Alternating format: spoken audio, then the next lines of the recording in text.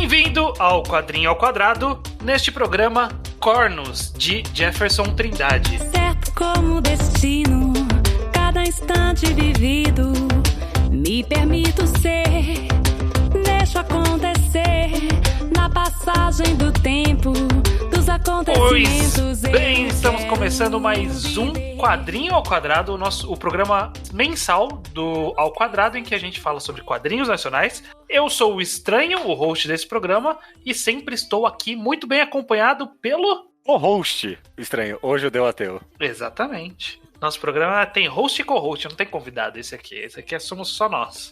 Eu acho que é co-host e co-host. Você que dois são co-hosts? Você okay. Tá hierarquizando aí. Não, tudo bem, okay, tá certo. Okay. Mas eu sou sub-host, então. Eu sou. Os dois são hosts, mas uns são mais hosts que os outros. Perfeito.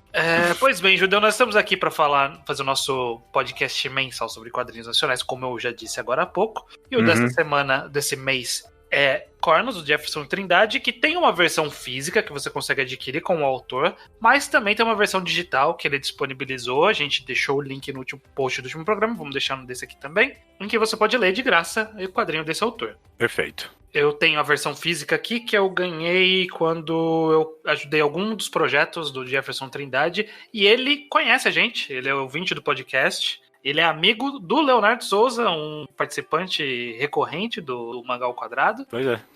E então, você que reclama que seu quadrinho não aparece no Quadrinho ao Quadrado, é porque você não faz parte de uma panelinha muito exclusiva. Esse é o problema. Olha, o tempo que o Leonardo tá pedindo pra gente gravar um programa... De Cornos, especificamente, verdade. Passou... Eu acho que ele queria qualquer quadrinho do Jefferson e está aqui. Cornos está entre nós. Judeu, sobre o que é Cornos? Cornos é a história dessa mulher. Eu não sei se ela é nomeada no quadrinho agora que eu tô me perguntando. Eu acho que não. Essa mulher, ela tá tendo sonhos no qual esse homem com chifres, né? Daí que vem o nome do quadrinho, Cornos, né? Suponho eu que seja daí. E esse homem nos sonhos dela tá perseguindo ela de alguma forma, né? Tá meio que observando e falando com ela. Tem um sentimento muito macabro por trás desse homem que tá aparecendo nos sonhos dela. E a história vai ser sobre essa mulher, basicamente, revisitando os sonhos delas e tendo contato cada vez maior com esse ser e o que ele quer dela, afinal de contas. Sim, exatamente. Se eu posso dizer alguma coisa mais da premissa, é que ela lida com questões psicológicas muito delicadas, né? Talvez valha até um aviso de gatilho aqui, eu não sei ou não, né? Mas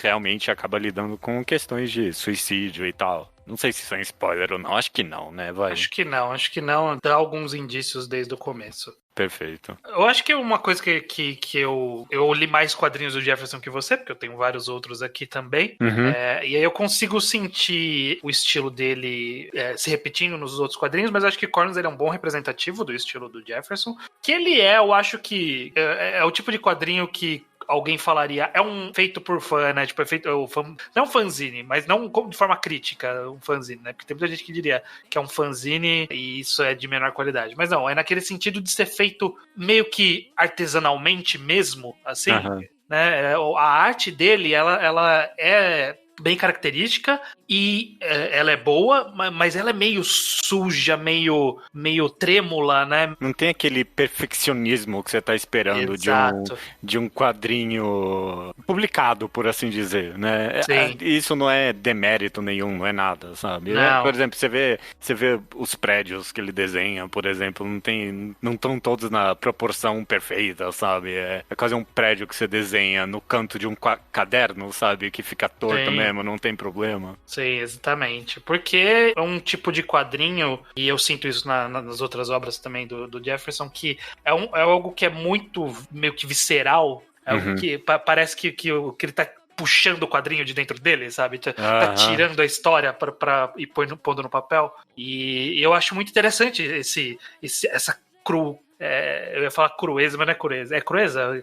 Ele ser cru. Eu gosto de como ele tem esse sentimento de cru, de visceral mesmo. Sim, sim. E essa arte dele representa isso 100%. A arte, pra mim, pelo menos, é o melhor aspecto de Cornos, sem dúvida alguma. Eu tenho, sei lá, pequenos problemas com a história, talvez. E talvez nem tanto, não sei. Eu quero conversar pra tentar arrancar de mim mesmo o que eu acho sobre essa história, afinal de contas. Mas a arte é impecável pra mim, no que ela tá se propondo a fazer e no estilo dela. A primeira página, que é tipo um peixe voando no meio dos prédios, e aí a primeira fala é um quadro falando: ele começou a conversar comigo dentro da boca de um peixe, e aí o peixe abre a boca e eles estão ali, tão surreal, tão magnífico.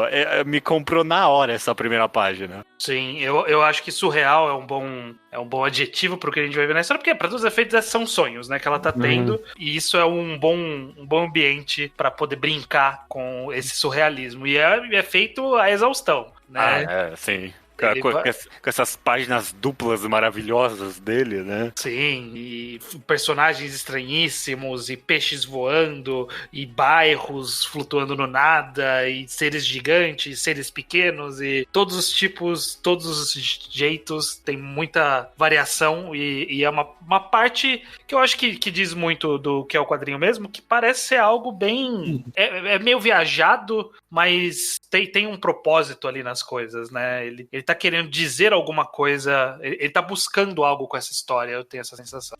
Não, isso sem dúvida. Quanto mais avança, inclusive, mais você percebe. E meio que, sei lá, desde o começo, você vê que ele vem com um propósito. Eu particularmente amei o personagem do Cornos mesmo. Eu não sei, ele não é nomeado Cornos, também inclusive, não é, mas eu vou chamar ele assim. Ele tem um quê meio Neil Gaimanesco de Sandman, sabe? Ele é quase esse personagem mesmo. Ele é uma ideia personificada. E toda vez que ele aparece, o chifre tá diferente. São chifres, mas sempre são chifres meio estranhos. De vez em quando é galho, de vez em quando é chifre de demônio, de vez em quando é o chifre maior, menor. E toda vez que ele fala, é o mesmo tom de grosseria e arrogância e maldade quase mesmo, sabe? No tom do personagem. Eu amei isso, eu amei que em nenhum momento isso foi abandonado. A personagem da protagonista da história, no final das contas, eu não sei muito bem o que eu achei dela no final das contas, mas a criação do personagem do Cornos, eu queria mais histórias com ele, sabe? Eu queria mais histórias dele viajando nos sonhos das pessoas, bem a la Sandman mesmo, só que um Sandman mais do mal. Sim. Embora a gente possa discutir o que ele representa, né? Talvez não seja necessariamente uma entidade. Acho que essa é uma das partes interessantes também, né? De tentar encontrar, tal qual um sonho maluco, tentar encontrar o sentido, né? O que o subconsciente, ou nesse caso, o que o consciente do autor estava buscando ao mostrar aquelas imagens, né? Quando a gente sonha, a gente pensa nisso, e lendo Cornos a gente também pensa nisso, né?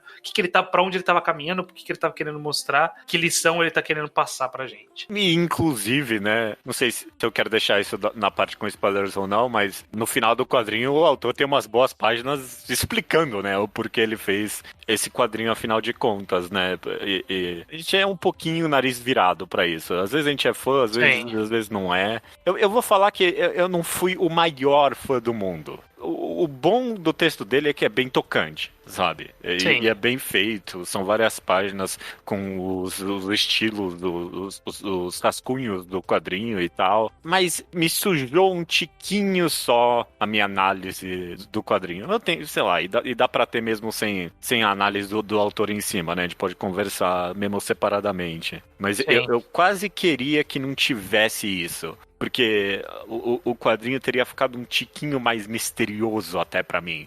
Porque quando eu terminei, eu pensei, o que esse cara queria com isso, sabe? E tava atiçando a minha cabeça. E aí ele explicou logo em seguida, eu fiquei meio, ok, tá bom. Mas ele explica, eu acho que é uma explicação ampla o bastante pra ser interpretável de alguma forma.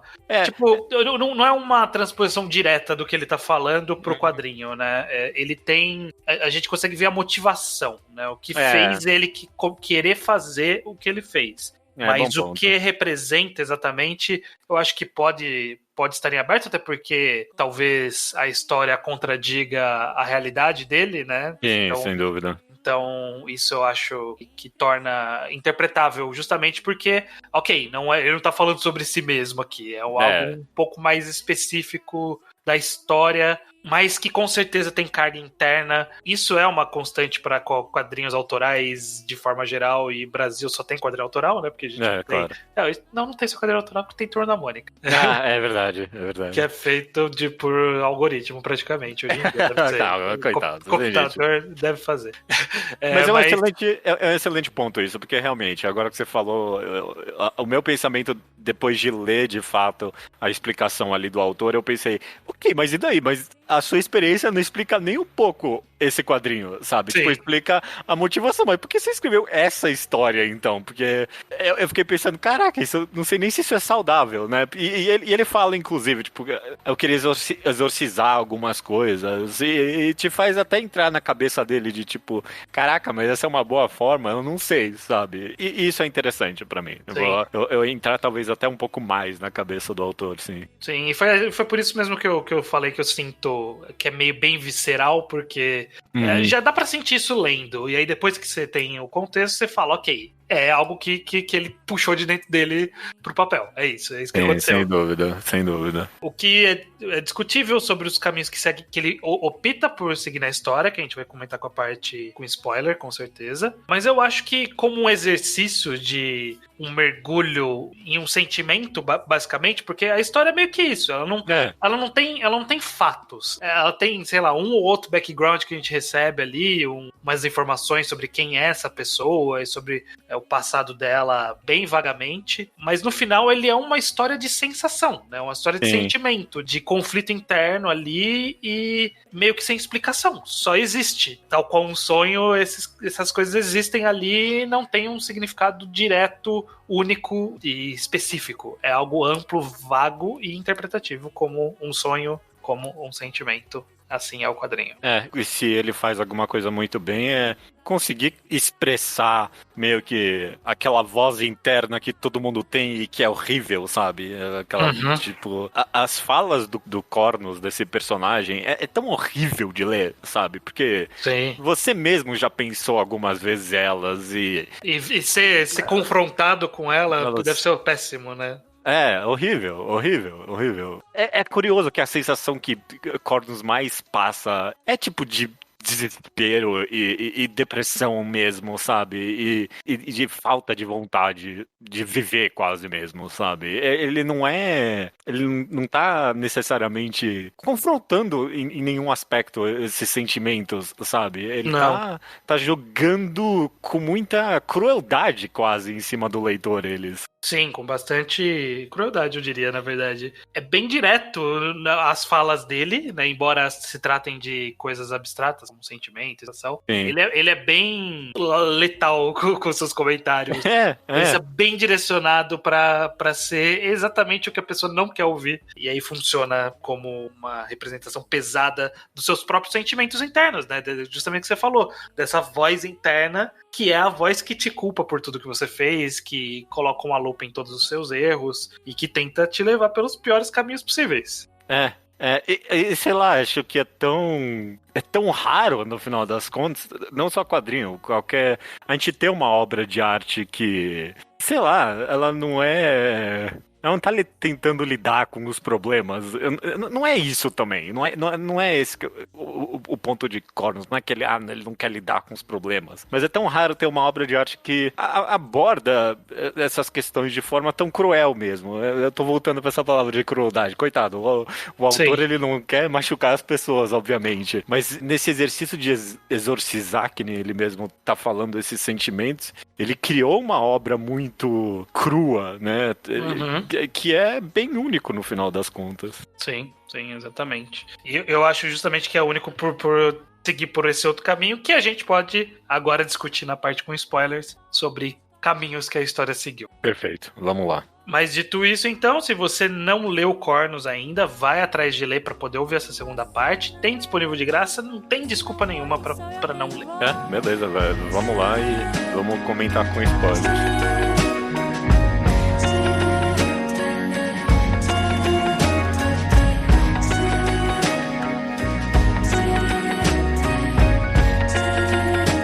Mas bem, Judeu, essa é um caso raro de história que lida com algo que provavelmente é uma depressão, é algum tipo de transtorno de tendência suicida, né, dessa personagem, que opta por terminar a história colocando ela de frente ao precipício, basicamente, né? Não tem como você não termina essa história pensando, essa menina vai viver. Você não termina pensando isso. Fica no ar, é claro, né? E talvez seja um dos pontos de Cornos, né? Que, tipo, talvez mesmo na beira do precipício dá pra voltar, né? Não foi à toa que o autor não colocou a cena dela pegando a arma na mão e se matando. Mas o primeiro pensamento que você vê ela vai se matar ali, né? Não tem como negar isso. Pode ser que ela não termine, porque a história deu a entender que ela já tentou um suicídio no passado, né? Claro. Mostrou a cena dela com os pulsos cortados. Pode ser que seja só outra batida na porta que voltou. Pode ser uma representação de como ela se sentia na época que ela passou por isso, e aí ela tá passando por isso de novo, e pode ser que ela se recupere disso, não sabemos. Mas a história não dá muita esperança. Não dá muita esperança por todo o simbolismo dessa criatura que tava constantemente, esse Cornos que você chamou, essa criatura que tava constantemente jogando na cara todos os problemas dela e falando, só tem um caminho. Você tem que fazer uma coisa. Você tem que fazer uma coisinha e resolve tudo. O que pra mim me parece uma representação justamente bem visceral de como é essa sensação de ter essa voz tentando dar uma solução rápida e essa personagem tentando combater isso racionalmente, como a gente tem que combater racionalmente esse tipo de sensação, né? Tipo, eu tenho que racionalizar essa criatura maldita que tá aqui dentro tentando me fuder. Sim. Sei lá, eu vim pra esse podcast com a ideia de... Será que tá certo esse quadrinho? Eu não sei. Não, é uma pergunta boba. Eu sei lá. Eu acho que é discutível mesmo, mas prossiga com o seu raciocínio. Não, é isso mesmo, que, sei lá, não é esse o problema, ok? Mas é que a gente vive numa era, principalmente hoje em dia, que as pessoas tendem a colocar gatilho nas coisas, né? Trigger warnings, sabe? E não é um problema isso. Sei lá, não tô falando que Cornos tinha que ter um trigger warning sobre suicídio. Mas imagina que uma pessoa que tenha vários, que, sei lá, talvez passou por essa experiência e leia esse quadrinho, não vai ficar muito melhor depois disso. Eu não consigo imaginar. Não que Cornos tinha que ter. Meu ponto é que, e talvez não seja verdade isso, mas meu ponto é que talvez a gente vive numa sociedade em que a gente tá tomando muito mais cuidado pra tocar nesse assunto especificamente de suicídio, sabe? O pessoal coloca 3 luvas pra tocar nesse assunto porque é muito delicado mesmo, sabe? Sim. E Cornos arranca as luvas e, tipo, mete a mão na massa com tudo, sabe? Sim. E por isso que veio tão visceral pra mim também, no final das contas, sabe? Porque eu tenho talvez a impressão de que a gente não toca mais nesse assunto dessa forma com que Cornos tocou. Normalmente hoje em dia o caminho que segue-se é de algo mais de esperança ou de não mostrar esse caminho, né? Porque existe esse receio de que, de fato, possa resultar em ativar alguns gatilhos da pessoa, em ter algum efeito que pode possivelmente ser danoso, né, para a pessoa. Sim. E ao mesmo tempo, eu acho que é também uma forma de expressão que é o que você falou, a gente meio que tá perdendo essa forma de expressão. Ela é válida? Com certeza é válida, porque sai de dentro da pessoa. Mas é, ao mesmo tempo, questionável, tipo... Eu entendo seu ponto de que, e aí, né? A gente tem que avisar que vai tratar desse jeito a história pra ninguém entrar de cabeça? Ou será que a gente tem que, de vez em quando, se expor a isso? Mas esse de vez em quando pode ser a vez definitiva que ferra pra alguém, né? É muito complicado sabe, definir se é um bom caminho a se seguir, esse caminho de desesperança mesmo na história. Eu com certeza não acho que Corvus não deveria de existir. Isso sem dúvida alguma. A gente vive falando que o objetivo da arte é tocar em sentimentos humanos, sabe? A arte serve pra isso. E felicidade ou até mesmo tristeza não são os únicos. Depressão e desespero são outros sentimentos. Depressão não é um sentimento, né? Mas o desespero, sabe? É um sentimento também. E Corvus trouxe em mim, sem dúvida alguma. Sim. Eu acho válido. Quer saber? Eu acho que poderia ter um aviso em cornos. Não é o maior problema do mundo. Eu não quero que o autor se sinta culpado por isso. Mas eu acho que poderia ter tido um aviso. Porque ainda mais, ele coloca a menina ali com os pulsos cortados, e é belo, sabe? É um negócio ali, é um quadrinho bem feito, mas é um pouquinho forte. A gente tá nessa sociedade que a gente tenta tocar com mais cuidado nesses assuntos, e ele fez o papel de mergulhar de cabeça. Poderia ter tido um avisozinho. É uma crítica pequena, não é nada demais. Talvez seja, deixa eu ver aqui, vamos ver, 2016 que isso aqui foi publicado. É um período que a gente tá começando. 6 anos atrás, a gente tá começando com essa perspectiva, eu acho, nessa época. Demorou um pouco pra vingar, inclusive. Eu diria até que em alguns lugares não vingou, né? O aviso de gatilho previamente a um quadrinho. Ou qualquer tipo de história. Mas eu acho que o nosso papel aqui como podcaster é a gente colocar isso no aviso do podcast, no começo do podcast. E o autor, bom, mas de qualquer jeito, história existindo do jeito que tá, tendo esse aviso, né? Sabendo que existe esse tipo de história, eu acho que é uma forma de expressão válida. Válida. Esse é o meu ponto, na verdade, porque, sei lá, a política do gatilho ou não é o mais interessante aqui de Corno. O interessante é mesmo, sei lá, a ética do negócio desse quadrinho, né, de escrever essa história tão visceral mesmo. Eu não consigo não amar no final das contas, sabe? Sim, eu acho que o que, inclusive, é um grande atrativo, né, desse quadrinho e das outras obras do autor que eu conheço, que é justamente essa coisa de ser algo que, ok, é isso aqui que é mesmo, sabe? Eu tô fazendo isso, eu vou fazer do jeito que sair de dentro de mim. Isso, existe uma beleza nisso, nessa... É meio que... eu diria que seria, tipo, meio que um quadrinho punk, assim, sabe? Não tá tão preocupado com convenção. Tá preocupado em se expressar. Né? E funciona. É curioso você falar tá curioso em expressar, porque até o estilo dele ali me lembra. Me parece um quadrinho de tatuagem. Eu não sei outra forma de expressar isso, sabe? Mas ele tem esse estilo tão... alguns designs de coisa dele, esses peixes meio carpa, sabe? Me remete a uma tatuagem na página. Sim, exato. É fantástico. Se eu tenho alguma crítica, talvez algumas das falas da personagem, quando ela tá narrando principalmente, eu acho um tiquinho truncado em alguns momentos. Não consigo apontar nada em específico aqui, mas não tava tão orgânico pra mim. Eu gostava muito mais quando o Cornos falava. Ele era bem mais direto ao ponto, né? Talvez passe um pouco pela insegurança dela, de não estar sabendo se expressar, não estar sabendo o que fazer, tá meio perdida. Pode ser que seja isso, é uma possível. Eu acho interessante a inserção de um personagem, de um amigo que não ajuda, porque não tem o que fazer, né? O que o cara vai fazer? Não tem como ele arrumar o sonho dela. Ele tava tentando dar um apoio, mas não tava ajudando muito, mas ele tá tentando dar um apoio. Ou sei lá, ou até depressão, né? Não sei. Sim. É um amigo, mas provavelmente não era tão próximo pra mandar ela pra um psicólogo, sabe? Alguma coisa assim. Lá. Mas achei interessante de forma geral. Beleza, Judeu. Acho que é isso, né? Falamos bastante de Cornos. Sim. Como tradição, no Quadrinho ao Quadrado, nós finalizamos o podcast anunciando o quadrinho do próximo mês, né? Para o pessoal já ir se preparando. Pois é. E qual vai ser o quadrinho do próximo mês, Judeu? Próximo mês é um quadrinho que nenhum de nós dois lemos. A gente já estava passando aqui o olho no site da Ugra. E eu vi aqui André Diniz, Revolta da Vacina. Eu pensei, nossa, que contemporâneo, né? Eu não tenho a mínima ideia sobre o que é. André Diniz é um autor bem conceituado, né? Entre os quadrinistas nacionais, né? É um grande nome. E ele fez esse quadrinho aí, A Revolta da Vacina, que eu suponho que seja sobre a Revolta da Vacina. Parece ser pela descrição. Pela descrição. Ele é um autor que eu sei que ele já fez algumas adaptações, ele fez a adaptação do Idiota, ele tem quadrinhos próprios também, ele tem uma carreira que eu conheço nada. Então vai ser o momento da gente conhecer André Diniz. Pois é, ele tem muita coisa muito bem conceituada, a gente não leu nenhum, e vamos pro mais recente, ver o que tem de bom ou não. Exato, vamos ler agora. Mas isso só mês que vem, e por isso, até mês que vem. Até mês que vem.